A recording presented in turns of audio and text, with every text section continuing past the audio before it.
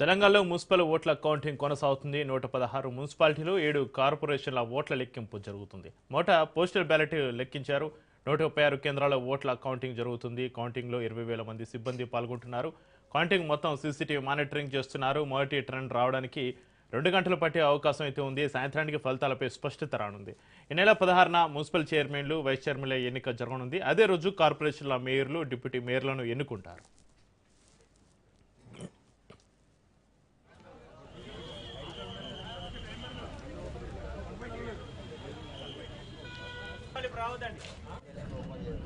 चलो चलो नजर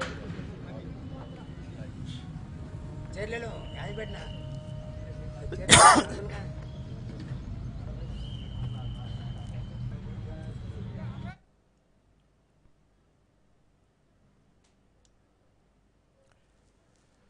తెలంగాణలో మున్సిపల్ ఓట్ల కౌంటింగ్ కొనసాగుతుంది. 116 మున్సిపాలిటీలు 7 కార్పొరేషన్ల ఓట్ల లెక్కింపుకు సంబంధించి ఓవరాల్గా మరింత సమాచారాన్ని మా ప్రతినిధి సైదులు లైవ్లో అందిస్తారు. సైదులు, తెలంగాణలో మున్సిపల్ ఓట్ల కౌంటింగ్ సంబంధించి మీ దగ్గర ఉన్న అప్డేట్స్ ఏంటి?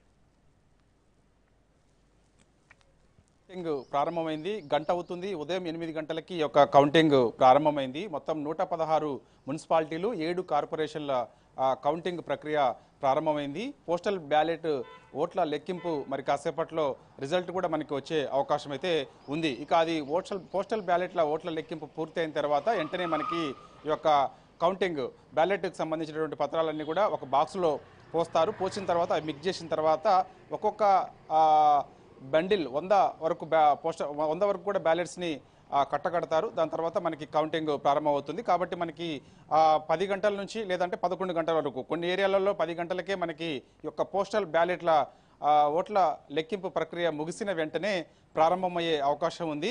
మిగిలిన చోట్ల కొంత లేట్ పట్టే అవకాశం ఉంది. 11 గంటలకి మనకి ఈ యొక్క పోస్టల్ బ్యాలెట్ల కౌంటింగ్ ప్రక్రియ ముగిసిన తర్వాత మనకి ఈ యొక్క ఈ యొక్క కౌంటింగ్ ప్రక్రియ ప్రారంభమయ్యే అవకాశం అయితే కనిపిస్తుంది. సో ఇక పోస్టల్ బ్యాలెట్లకు సంబంధించి మరి కాసేపట్లో మనకి స్పష్టమైన రిజల్ట్ కూడా వచ్చే అవకాశం అయితే ఉంది. కాబట్టి సో అధికారికంగా మనకి ఈ స్టేట్ ఎన్నికల కమిషన్ ఎప్పటికప్పుడు మనకి సమాచారం ఇస్తూనే ఉంటుంది. మనకి గంటకు ఒకసారి స్పష్టమైన ఆధారాలు రాష్ట్ర వ్యాప్తంగా మనకి కౌంటింగ్ ప్రక్రియ 116 మున్సిపాలిటీలు 7 కార్పొరేషన్లకు సంబంధించినటువంటి కౌంటింగ్ ప్రక్రియ ప్రారంభమైంది. కాబట్టి మనకి గంటకు ఒకసారి మనకి ఎన్నికలకు సంబంధించినటువంటి కౌంటింగ్ ఎవరు లీడ్లో ఉన్నారు ఏంటనే దానిపైన కూడా స్పష్టత వచ్చే అవకాశం అయితే కనిపిస్తుంది.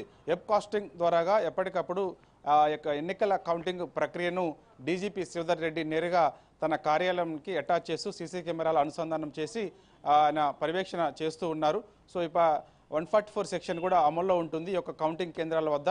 సో ఓన్లీ మనకి ఉదయం చూస్తే ఒకసారి ఉదయం 8 గంటలకి ఈ యొక్క కౌంటింగ్ ప్రక్రియ ప్రారంభమైనప్పుడు 7:40 అభ్యర్థితో పాటుగా ఏజెంట్ని మాత్రమే లోపలికి పంపించారు. కొన్ని చోట్ల అభ్యర్థి లేదంటే ఏజెంట్ ఎవరన్నా ఒకరు మాత్రమే లోపలికి అనుమతించారు. మిగిలిన వారికి అనుమతి లేదని చెప్పేసి కూడా చెప్పారు. కాబట్టి ఐడి కార్డు చూసిన తర్వాతనే లోపలికి అనుమతించారు. కాబట్టి వారందరూ కూడా లోపలికి వెళ్ళారు. పోస్టల్ బ్యాలెట్ అభ్యర్థి లేదంటే ఏజెంట్ ముందు పోస్టల్ బ్యాలెట్లకు సంబంధించినటువంటి అన్ని కూడా ఓపెన్ చేసి వారి ముందే ఎవరికి ఎన్ని పోస్టల్ బ్యాలెట్లు సంబంధించినటువంటి ఓట్లు వచ్చాయి ఏంటనే దానిపైన కూడా ఆల్రెడీ స్పష్టత ఇచ్చారు. కాబట్టి దాదాపుగా రాష్ట్ర వ్యాప్తంగా మనకు ఒక క్లారిటీ కూడా మరి కాసేపట్లో వచ్చే అవకాశం అయితే కనిపిస్తుంది. కాబట్టి మనకి ఎగ్జిట్ పోల్స్ కూడా అస్తందే ఈసారి హవా కొనసాగే అవకాశం ఉందని కూడా చెప్పడం జరిగింది. 116 మున్సిపాలిటీలకు సంబంధించి దాదాపుగా 80 నుంచి 90 వరకు కాంగ్రెస్ హవా కొనసాగే అవకాశం ఉందని కూడా చెప్పారు. కాబట్టి మిగిలిన చోట్ల ఖచ్చితంగా మన బీఆర్ఎస్